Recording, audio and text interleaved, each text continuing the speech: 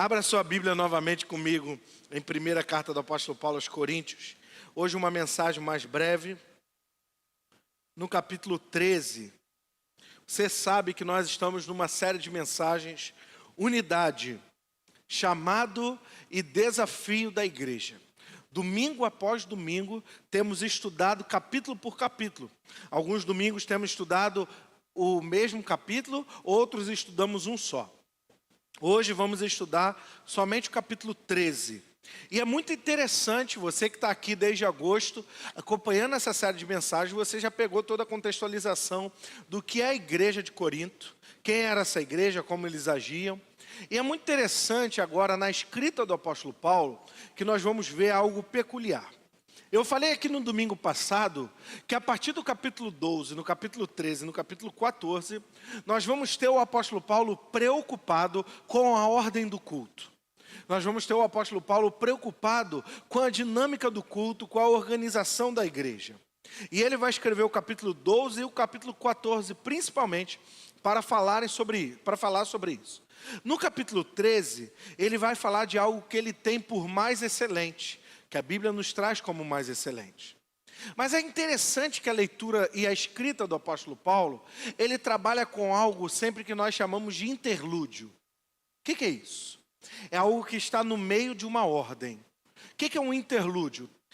O batista mais antigo conhece. Prelúdio era a canção que era cantada antes do culto. Pós-lúdio é a canção que é cantada após o culto. E o interlúdio é algo que é cantado no meio do culto. Não é verdade? Interlúdio, ele está ali no meio. O apóstolo Paulo escreve dessa forma. Ele vai escrever o capítulo 8 sobre as questões da liberdade. No 9 ele fala do ministério dele. E no 10 ele volta sobre a liberdade. Olha que curioso. No capítulo 12 ele fala sobre os dons e ordem de culto. No 13 ele fala sobre o amor. No 14 ele volta. Ele sempre coloca uma mensagem. Quando ele está dando uma palavra de ordenança, ele sempre coloca uma mensagem especial no meio dessa palavra de ordenança. Isso é muito interessante e é muito rico quando nós estudamos essa carta, perceber a forma como o apóstolo nos escreve. A forma carinhosa, preocupada, é verdadeiramente uma escrita pastoral à igreja. E nós temos aprendido muito sobre isso que o apóstolo tem falado para nós. No domingo passado, nós estudamos sobre a diversidade de dons. Nós falamos aqui sobre a diversidade na unidade, como Deus distribui dons à igreja. E você aprendeu no domingo passado que existe um dom chamado dom de línguas, mas que era esse dom, possivelmente, que estava causando problema no meio da igreja. Por quê? Porque alguns irmãos que se consideravam mais espirituais estavam falando em outras línguas e se sentindo mais importantes do que aqueles que não falavam. E isso estava causando desorganização e desordem na liturgia do culto, no momento da reunião. E Paulo está preocupado com isso, a ponto dele nos mostrar que existem muitos outros dons, existem muitas outras formas de adorar a Deus e da manifestação do Espírito Santo no meio da igreja, que eles não precisavam apenas buscar o dom de línguas, mas haviam outros dons que o povo ali poderia buscar, que o povo poderia se considerar espirituais.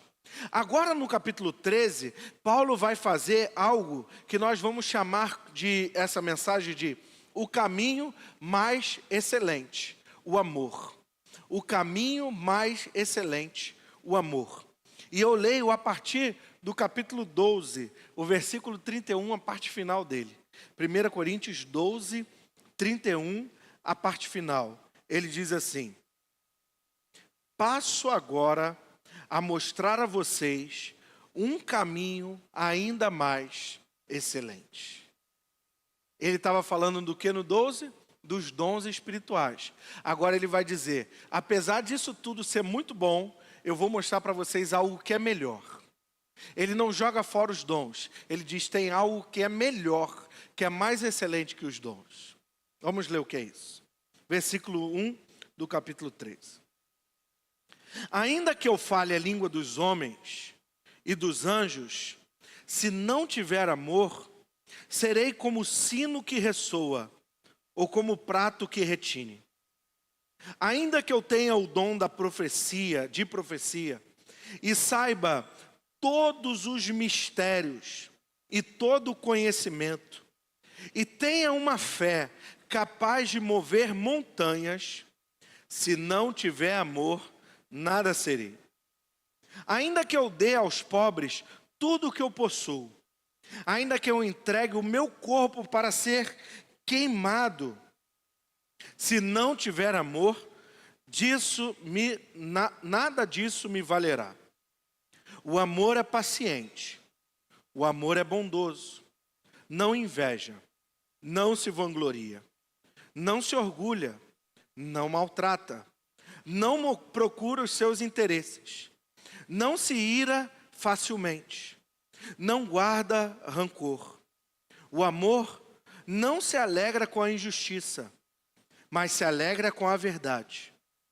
Tudo sofre, tudo crê, tudo espera, tudo suporta.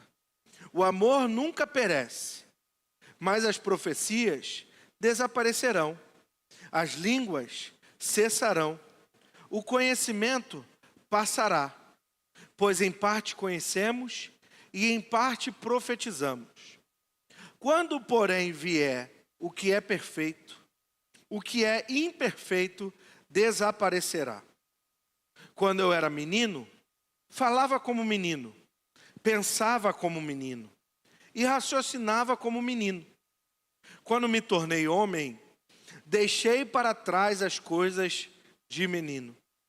Agora, pois, vemos apenas um reflexo obscuro, como em espelho, mas então veremos face a face. Agora conheço em parte, então conhecerei plenamente, da mesma forma com que sou plenamente conhecido.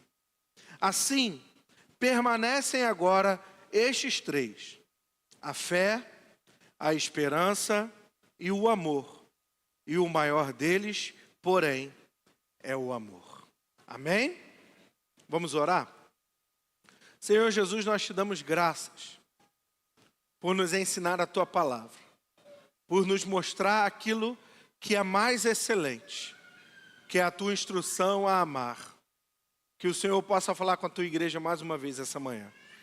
Nós oramos isso assim, no nome de Jesus. Amém. Irmãos, capítulo 12, Paulo fez uma lista, ele elencou os dons espirituais. Chegamos agora no capítulo 13, eu peço a sua atenção para aquilo que nós vamos dividir aqui nessa manhã. A igreja de Corinto, os crentes de Corinto, se achavam pessoas espirituais.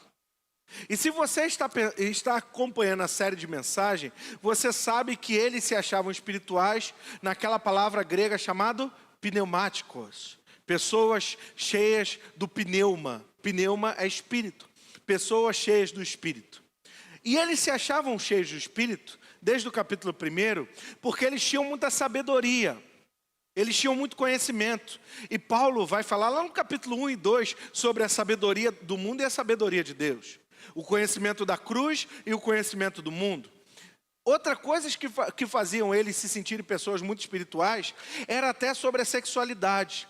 Eles diziam que a sexualidade era uma coisa dos homens naturais. E eles eram pessoas plenamente do espírito. Até Paulo escreveu o capítulo 7 sobre o casamento. E falar, olha, as coisas naturais da vida, como a sexualidade, faz parte da espiritualidade cristã. Faz parte da vida cristã. Mas eles se achavam tão espirituais que eles também falavam em muitas línguas, ou em outras línguas. E isso vai ficar para domingo que vem, a gente conversar e tentar descortinar esse debate sobre línguas. Mas, acima disso tudo, Paulo vai falar, olha, vocês são pessoas muito espirituais, ou vocês se acham muito espirituais.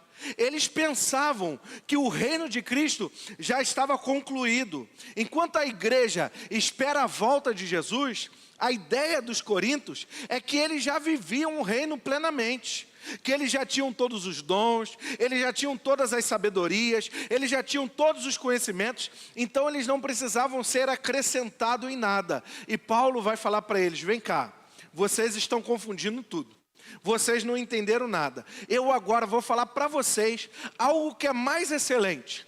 Algo que todo homem e toda mulher espiritual Uma pessoa cheia do Espírito, cheia dos dons, cheia do poder do Espírito Santo, se não tiver isso aqui, essa pessoa está falhando na sua fé. E o que é isso? Paulo vai nos mostrar o caminho mais excelente. O caminho mais excelente para uma vida espiritual se chama amor. E aí, para elencar tudo aquilo que Paulo vai dizer, eu vou dividir esse texto do capítulo 13 em 3 partes. Do versículo 1 ao versículo 3, Paulo começa nos alertando sobre a necessidade do amor. Paulo diz assim: ainda que eu falasse a língua dos homens ou dos anjos. A palavra língua aqui no grego é a palavra glossa. E domingo que vem nós vamos entender isso melhor. Então ele está dizendo, ainda que eu fale todas as línguas que existem nessa terra, e ainda que eu fale uma língua espiritual, uma língua angelical, uma língua misteriosa para o entendimento humano, se eu não tiver amor, nada disso está valendo. Então o debate paulino não é se pode ou não falar em línguas. Como eu falei domingo passado, a igreja de Corinto ela fala em língua, isso é ponto. E aqui Paulo não está dizendo se existe ou não existe língua dos anjos ou dos homens. Ele está dizendo que ainda se eu falasse uma dessas línguas, se eu não tiver amor, de nada vai valer. Nesse momento, Paulo não está entrando no debate do mérito da língua. O que ele está dizendo é que ainda que eu tenha isso, o amor é mais elevado. O amor é mais importante. É isso que o apóstolo Paulo está nos dizendo. Ele está dizendo, olha, é muito bom vocês falarem todo tipo de língua no culto de vocês, mas se vocês não fazem isso em amor, se vocês fazem isso para se aparecer, se vocês fazem isso para se tornarem mais espirituais que os outros, isso é falta de amor, é falta de edificação à igreja de Jesus. Então Paulo está preocupado com o amor e a unidade da igreja, é isso que o texto está preocupado. A gente precisa situar o texto no seu contexto. E ele vai continuar dizendo algo muito interessante. Ele fala, olha, se eu não tiver amor, é como sino que ressoa ou como prato que retine. E aí ele vai falar sobre os dons. Ainda que eu tenha o dom de profecia, saiba os mistérios, tenha conhecimento, tenha fé capaz de mover montanhas, ainda que eu dê tudo que eu tenho aos pobres, tudo que eu possuo, e dê o meu corpo para ser queimado, sem amor não está valendo de nada.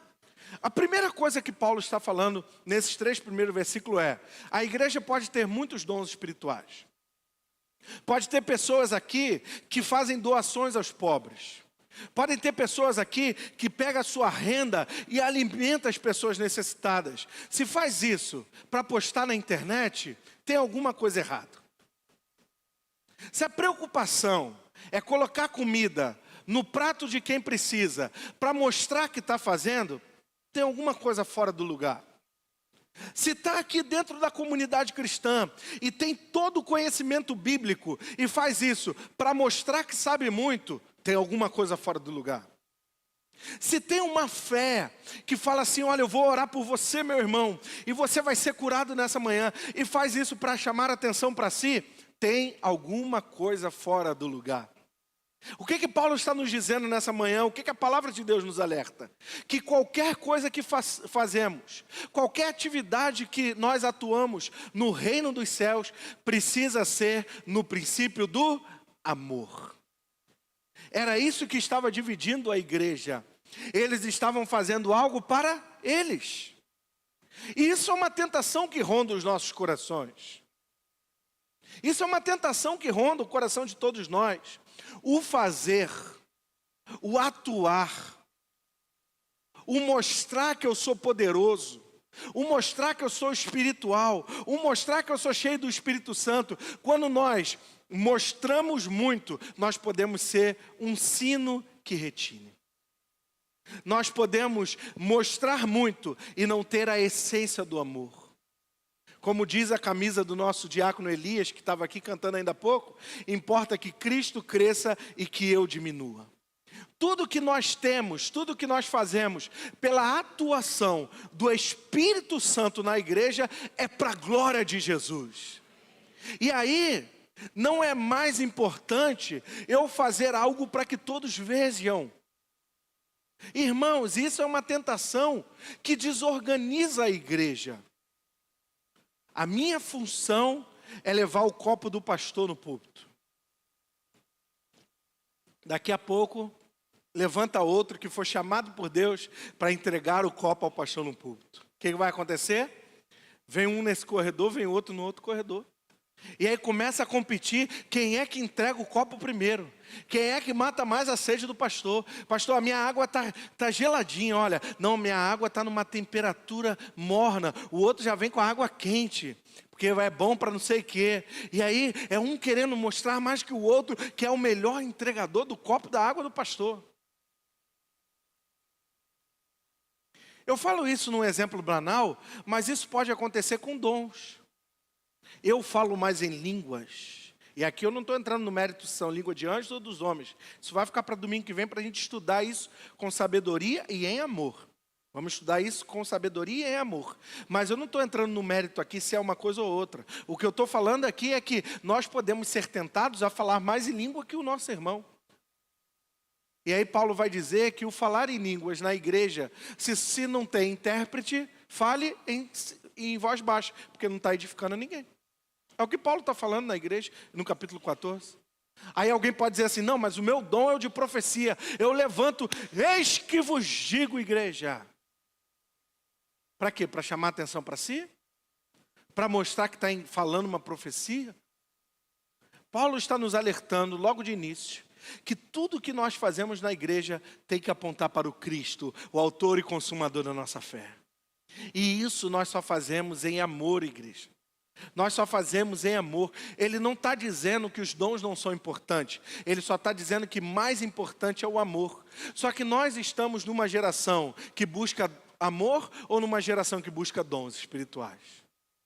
Que busca holofotes, que busca se destacar, que busca todo tipo de atenção. Que tipo de geração nós somos, igreja? Sabe o que causa confusão na igreja do Senhor?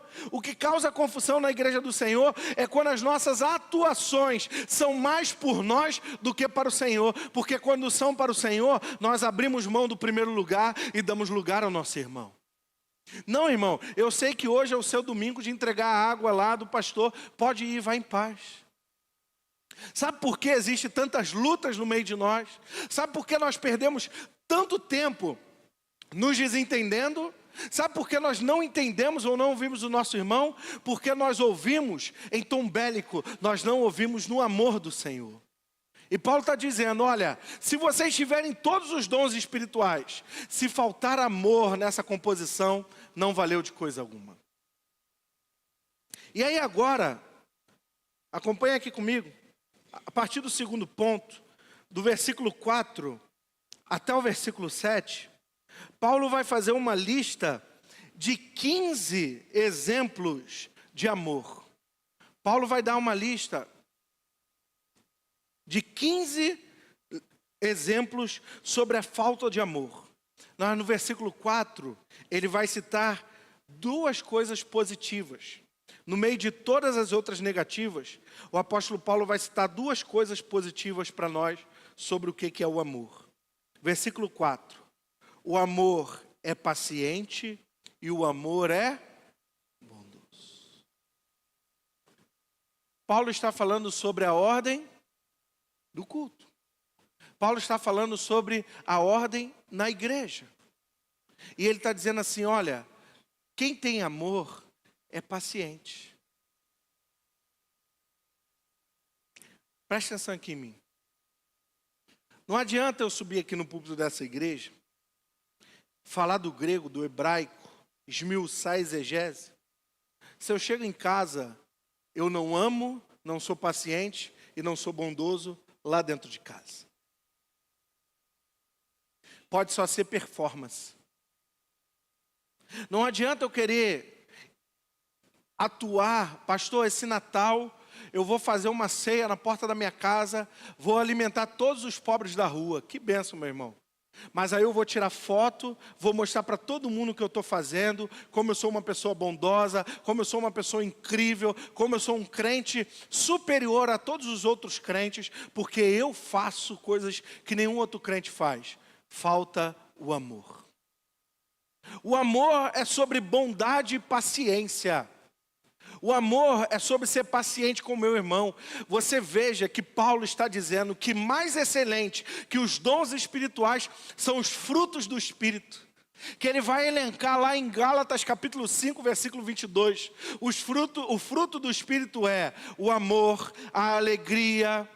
O amor é a paciência, o amor é a fé, é a benignidade, é a bondade, é o domínio próprio, é a longanimidade. Os frutos do Espírito talvez sejam mais importantes, ou na linguagem paulina, são mais excelentes do que os dons.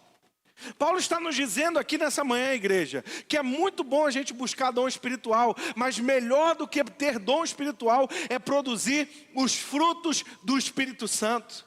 E aí a pergunta que nós precisamos nos fazer nessa manhã é a seguinte: a minha vida produz os frutos do Espírito ou o fruto do Espírito? Na minha vida, as pessoas veem os frutos, como nós estudamos ali na classe de batismo, os frutos do arrependimento. Na minha vida as pessoas se achegam e veem frutos do Espírito, ou eu sou aquela pessoa da performance, eu sou a pessoa do dom, eu sou a pessoa de mostrar o que eu faço. A Bíblia sempre nos alerta que nós não conhecemos uma árvore pelos dons que a pessoa tem, nós conhecemos a pessoa pelos frutos. Oh, glórias a Deus por isso. Então Paulo está nos lembrando nessa manhã que o fruto do amor é a paciência e a bondade. E aí eu pergunto para você, meu irmão, num tempo de ansiedade, você está sendo paciente? Você é uma pessoa paciente? Você é paciente com o seu marido em casa? Você é paciente com a sua esposa? Você é paciente com o seu irmão na igreja? Você é uma pessoa bondosa, de boa intenção? Paulo vai dizer o que os dons podem nos causar sem amor.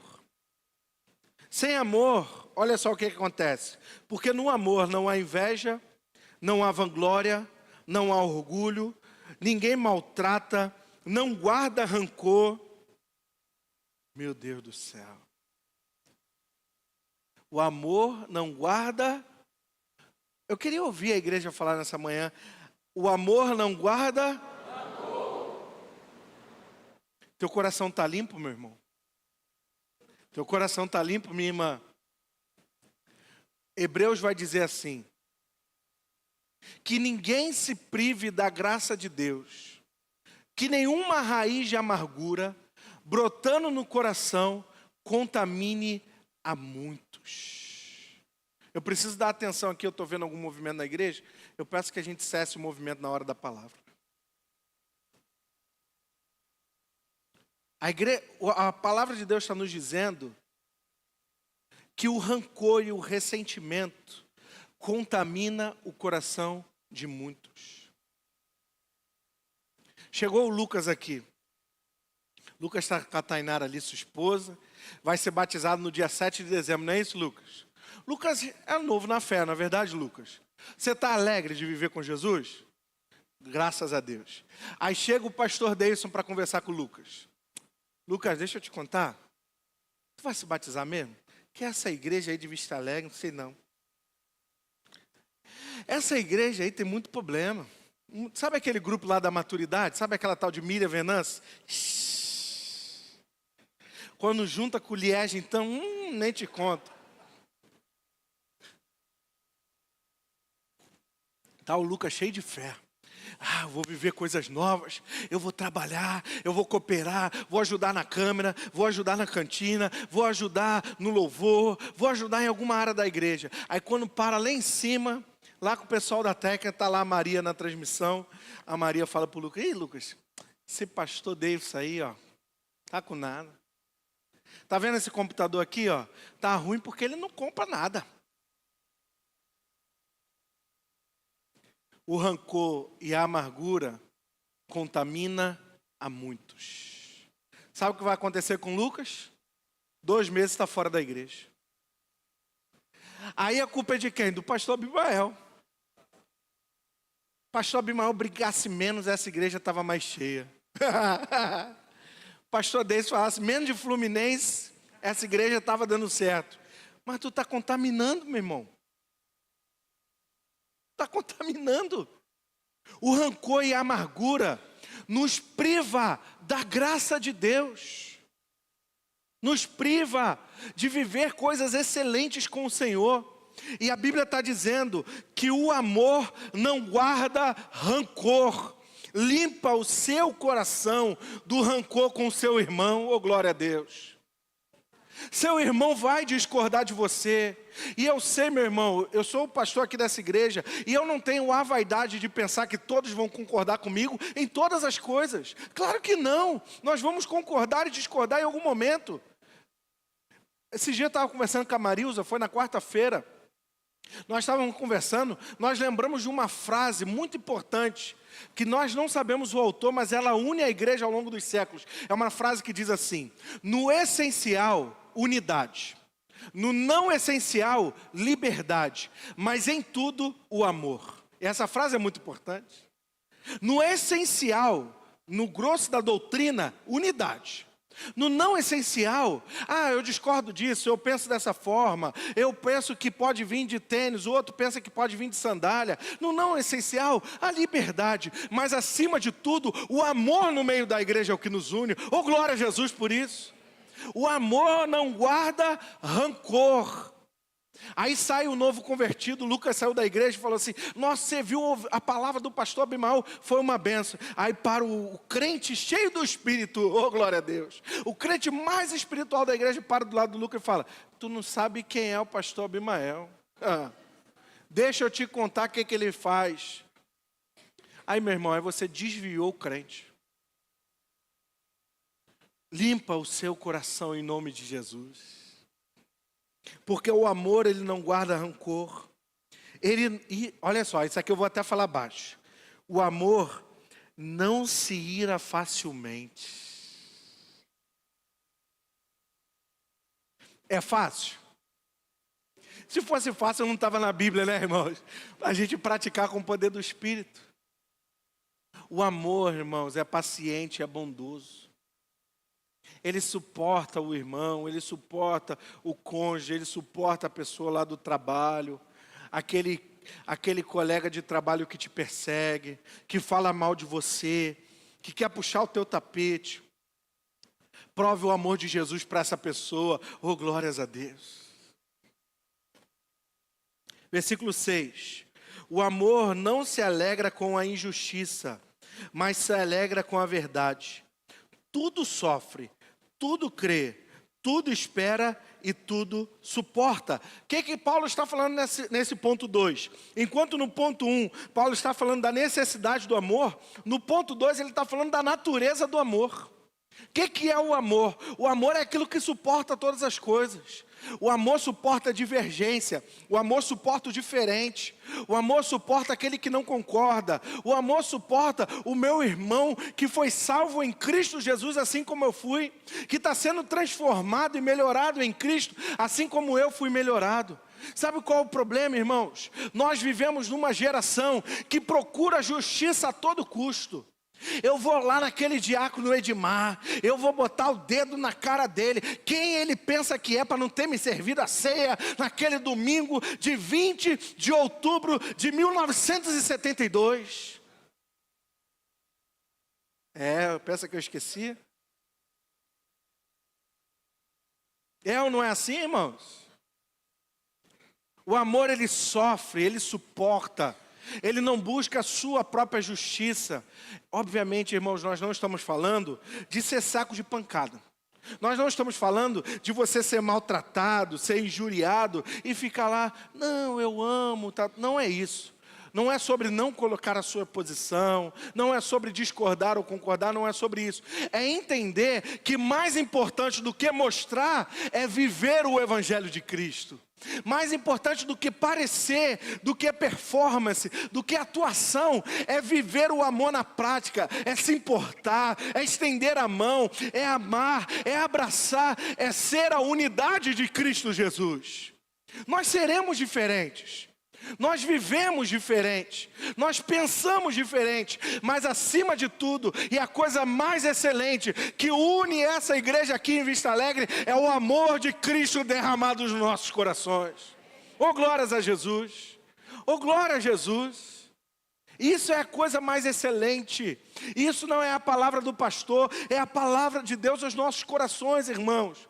O que vai manter ministérios unidos, o que vai manter pessoas unidas aqui é o amor de Jesus Cristo nos nossos corações. Não venham aqui e não vivam uma vida no trabalho ou na família de vocês buscando a justiça. Não, eu vou me vingar, eu vou me justificar, eu vou falar, eu vou acontecer. Meu irmão, isso não é nada na presença do Senhor. Isso só traz rancor, ressentimento, raiva, desunião. Quantas igrejas, irmãos, estão esvaziando por batalhas entre irmãos, por disputas entre crentes, por rancor, por ressentimento, por desentendimento, mas que o Senhor, nessa manhã, derrame do seu amor nos nossos corações, que a gente seja liberto de todo ressentimento, que a gente seja liberto de toda raiva, que o Senhor nos renove no amor de Cristo Jesus.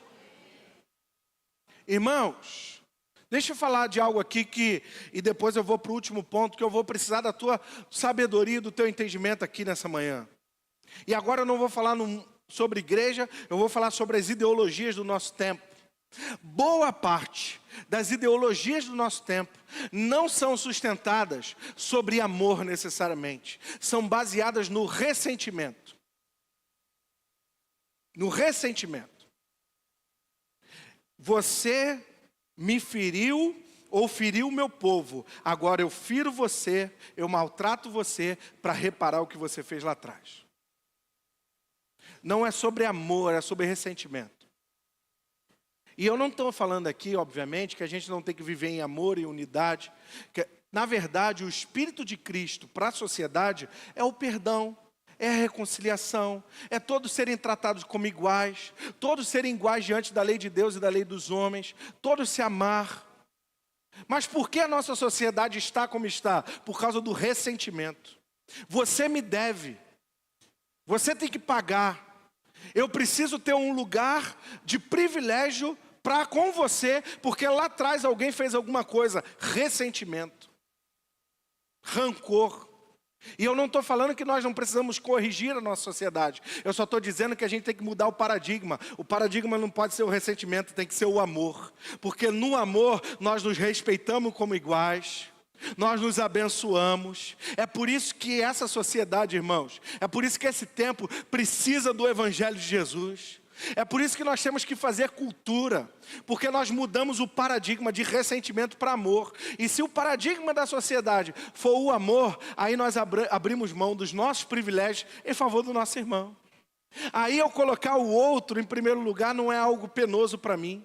Meus irmãos, as sociedades ocidentais, o direito das mulheres, o direito do cidadão, tudo isso, as universidades no mundo todo, a ciência, está tudo sustentado na teologia cristã, na liberdade cristã. Quem fez as universidades na Idade Média? Oxford, Paris, Cambridge, Sorbonne, Nápoles, a Igreja Católica na Idade Média. Ah, mas a Idade Média foi a era das trevas. Como que era das trevas se é a igreja que surgiu com as universidades? Ah, mas Galileu Galilei, mas foi a Igreja Católica que começou com as ciências. Quem deu a característica de universidade às ciências. A igreja protestante, que começou, inclusive a igreja batista, que começou a dividir igreja e Estado. A sociedade laica começou com o movimento protestante. A sociedade onde, independente da sua religião, você tem direito, começou com a sociedade protestante. E hoje em dia, você falar que você é cristão é você ser intolerante, é você ser errado. Por quê? Porque o ressentimento venceu o amor. Mas nós precisamos, não com mais ressentimento. Essa é a palavra, eu quero que você guarde isso. Nós não temos que responder a esse tempo com mais ressentimento. Nós temos que responder com o amor de Cristo Jesus. Essa é a resposta da igreja. E a última parte do que Paulo está falando aqui, ponto 3, ele vai falar sobre a permanência do amor. Olha só que interessante, a partir do versículo 8. O amor, e eu já vou caminhar para a parte final, esse é o último ponto, a hora já é avançada. O amor nunca perece, mas as profecias desaparecerão. As línguas cessarão. O conhecimento passará, pois em parte conhecemos e em parte profetizamos. Quando, porém, vier o que é perfeito, o que é imperfeito desaparecerá. Quando eu era menino, falava como menino, pensava como menino, raciocinava como menino. Quando me tornei homem, deixei para trás as coisas de menino. Agora, pois, vemos apenas um reflexo obscuro, como um espelho, mas então veremos face a face. Agora o conhecemos em parte, então o conheceremos plenamente, da mesma forma como sou plenamente conhecido. O que Paulo está falando aqui? Daqui a pouco a gente lê o último versículo. Paulo está dizendo que tudo que nós atuamos na igreja, seja alimentar os pobres, sejam poderes espirituais ou dons espirituais, tudo isso vai ficar nessa terra. Tudo isso não vai para o céu. Olha só que interessante. Paulo está dizendo que a única coisa que começa nessa terra e vai ser eterno na igreja é o amor. Então não é sobre eu mostrar que eu sou poderoso, porque eu falo em línguas, porque eu coloco a mão e a pessoa é curada na hora. Pastor, eu fui lá naquela igreja, que igreja? Do apóstolo fulano de tal. Abre aqui mesmo. Obrigado. Obrigado. Eu fui lá naquela igreja, porque lá o bispo coloca a mão e o demônio se estrubicha e sai o demônio na hora. Pastor, eu fui naquela igreja que quando o pastor olha para a irmã Liege, fala até o CPF. O CPF da Liege é o tal. A conta bancária dela com o Salvador é tal. Depois manda um pix lá para eles. Amém, Salvador? Vou brincar. Nós estamos atrás disso. Nós estamos atrás de performance. Nós estamos atrás disso. Nós estamos atrás dos poderosos dessa terra. Daqueles que podem mais, conhecem mais, fazem mais. A igreja de Corinto se orgulhava de ter muito conhecimento, de saber muito e de ter muito poder. Olha que igreja incrível, irmãos. Uma igreja que tem sabedoria, que tem conhecimento e tem poder do Espírito. E igreja incrível, fantástica. Mas eles não tinham amor. Faltava unidade naquela igreja, porque eles tinham tudo sobre essa terra e não tinham nada sobre aquilo que vai permanecer eternamente. Quando eu e você chegarmos no céu, irmãos, quando Jesus voltar, Ele não vai perguntar: irmã Lana, quais são os seus dons? Lá no céu, quando nós chegarmos, Letícia, não vai ser sobre quanto nós fizemos, vai ser sobre quanto nós amamos. E aí aqui eu quero fechar com algo muito importante. O amor não é um sentimento. Biblicamente não. O amor não é uma emoção. A palavra usada para amor aqui era uma palavra que não era muito usada no contexto paulino, que é o ágape. O que é o ágape? É o amor perfeito de Deus derramado na igreja. Então não é sobre um sentimento, é sobre a ação do Espírito Santo na igreja. É sobre o agir do Espírito na igreja. Com certeza, nós pensamos politicamente alguma coisa diferente. Com toda certeza, se nós falarmos agora de presidente, de governador, de operação, não sei aonde, vão surgir diversas opiniões aqui. Com certeza, se nós perguntarmos alguma coisa em específico e polêmica do nosso tempo, vão surgir vários pensamentos diferentes. Nós somos famílias diferentes, pessoas diferentes. Com certeza você vai ter um almoço diferente da do teu irmão que está aí do teu lado nessa manhã. E se nós perguntássemos o prato de Natal predileto de cada um aqui nessa manhã? O meu é o salpicão. Amo, meu Deus do céu. Como é bom, né? mas não coloquem uva. Glória a Deus. Mas há alguém aqui que gosta. Alguém aqui que gosta. Abimael gosta. Com certeza, se nós falarmos, só um momentinho. Com certeza, se nós falarmos aqui, qual doce é o predileto no Natal? Alguém vai dizer assim: o meu é esse, o meu é aquele. Tem aquele que ou nós chamamos de manjar ou de pudim branco, que alguém vai lá e coloca só para calda, irmãos, em nome de Jesus. Ameixa é bom? Deus, Jesus amado. Não é possível. É igual a Marivone com a farofa de banana dela. Né, Marivone? Tu não gosta? Ah lá, meu Deus do céu. Até me babei aqui. O que mais que vai ter nesse Natal aí? É arroz com uva passa. Quer ver uma coisa que não é de Deus, que eu já falei aqui? A maionese com maçã. Segura um pouquinho. A maionese com maçã não pode ser de Deus, irmãos. Sal é sal, doce é doce. Agora, farofa natalina, abacaxi na farofa, irmão. Bacon e calabresa, abacaxi, ameixa. Ah, não é possível. Vamos, no final eu vou chamar a irmã Sueli à frente para orar. Olha só como é que pode ser, né, irmãos? Nós somos diferentes até nas coisas pequenas, né? Tá aqui, irmão Everson. Um legítimo flamenguista, glória a Deus. Tá feliz, torceu ontem pro Fluminense, não é verdade? Duvido que não. Nós discordamos às vezes em coisas pequenas. Sabe por que eu faço essa brincadeira aqui? Não só para nós nos conhecermos, mas para a gente pensar como a gente às vezes discorda em coisa pequena. Se nas coisas pequenas nós discordamos, que dirá nas grandes? Nós somos seres humanos. É natural isso. É natural nós pensarmos diferente. Mas o que nos mantém igreja? O amor de Cristo em nossos corações. Por isso que Paulo vai terminar falando assim: porém, permanecem 3 coisas: a fé, a esperança e o amor. Que o amor possa nos unir.